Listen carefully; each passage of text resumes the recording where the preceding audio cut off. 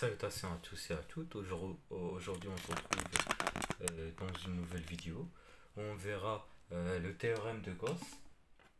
Alors, sans perdre du temps, on commence. On verra deux théorèmes de Gauss. On verra le premier théorème de Gauss, un théorème fondamental en arithmétique. On prend A et B et un D, des entiers, des entiers relatifs appartenant à Z qui soient non nuls. Et le théorème de Gauss annonce qu'avec deux conditions, il y aura une implication très importante. C'est-à-dire, si B divise A fois B, le produit, et que D et B soient premiers entre eux, donc le PGCD, on l'a déjà vu dans la vidéo précédente, implique qu'avec ces deux conditions, on a une implication d'après Gauss qui dit que D va maintenant diviser que A. Que D divise A. Alors, c'est un théorème qui est assez célèbre. Bien sûr qu'il y a une preuve qu'on va y venir tout de suite. On va voir sa démonstration tout de suite. Donc, la démonstration de ce fameux théorème. La démonstration. Voilà, la démonstration. On va commencer. On a que B et D premiers entre eux. D'après Bézout,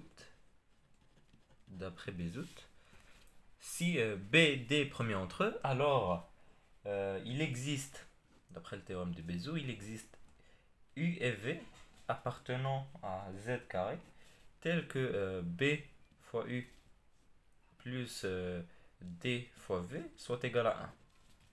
C'est le théorème de Bézout qui nous fait dire ça, d'après la vidéo précédente. On a vu le théorème de Bézout dans la vidéo précédente, implique que A est égal, je vais multiplier A dans les deux côtés, A soit égal à AB U plus A dV.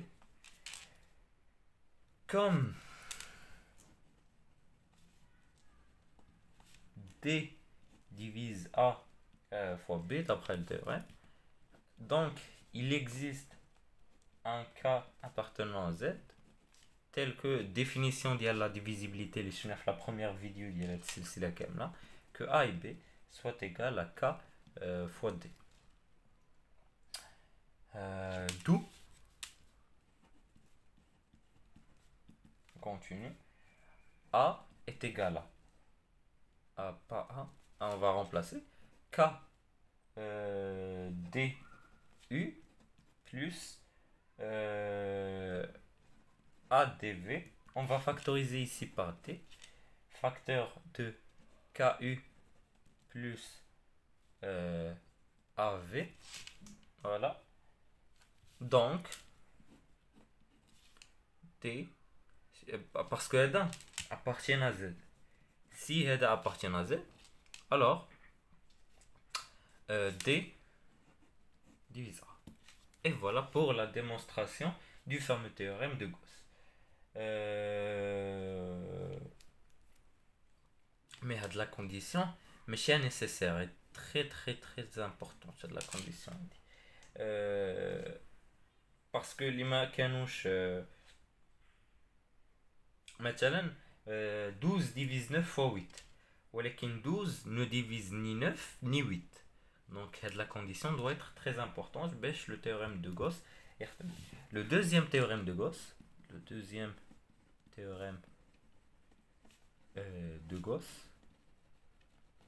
Nous dit que A avec A, on va prendre les éléments. A, D, D', des entiers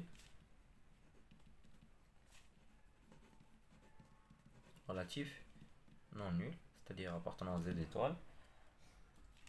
Si on a D divise A et D' divise A et D et D' soient premiers entre eux, on aura l'implication que D fois D' divise A.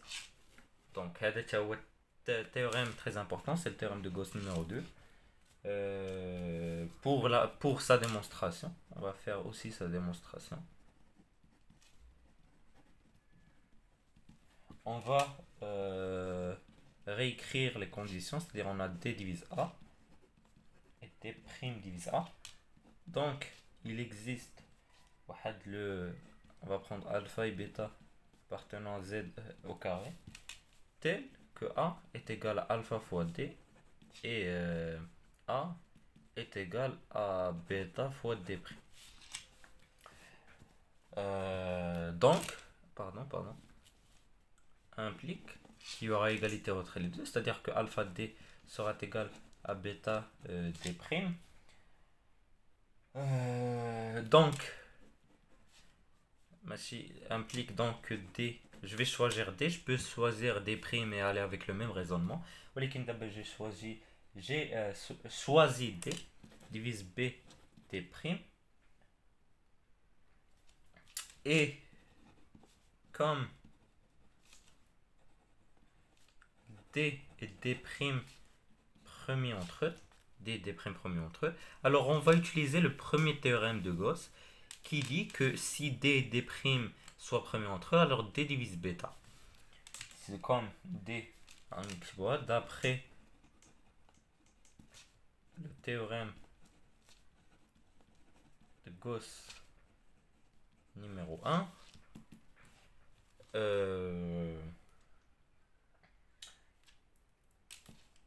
D divise bêta. Voilà. Donc, il existe un cas appartenant. Donc, pour la définition des divisibilités, la première vidéo. Donc, qu'est-ce qu'il y a? N bêta égale à D fois le cas qui appartient à Z implique que A est égal à alpha. Ah non. A égale à bêta fois D' qui est égal à K D D'. Donc, un K appartenant bien sûr à Z. Voilà, mais je me cache des dérangements. Implique que D divise, divise A. Voilà pour la démonstration. Donc, c'est les deux théorèmes de Gauss. On va voir quelques propriétés.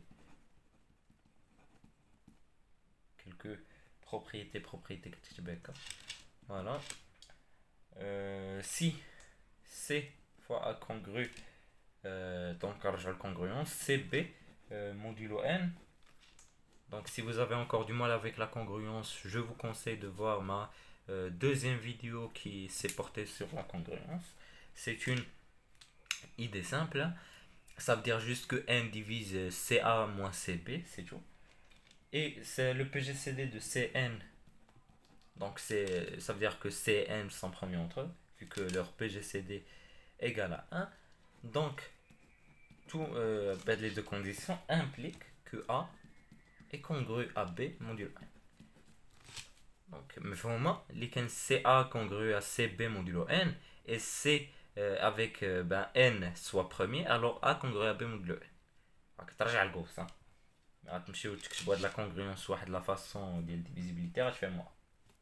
هادي سي لا بروميير. لا دوزيام كتقول لينا اللي كان عندنا A et B premiers entre eux et A et C premiers entre eux implique que A et B fois C soient premiers entre eux. Voilà. Donc ça aussi, la troisième propriété qui est le PGC si A et B sont premiers entre eux, alors équivalence, A à la puissance n, le PGCD de A à la puissance n et B à la puissance n égale 1. Voilà pour la vidéo, j'espère qu'elle vous a plu. Si c'est le cas, n'hésitez pas à dire des remarques, commentaires. Et on se retrouve sur la prochaine vidéo pour les équations diophonciennes.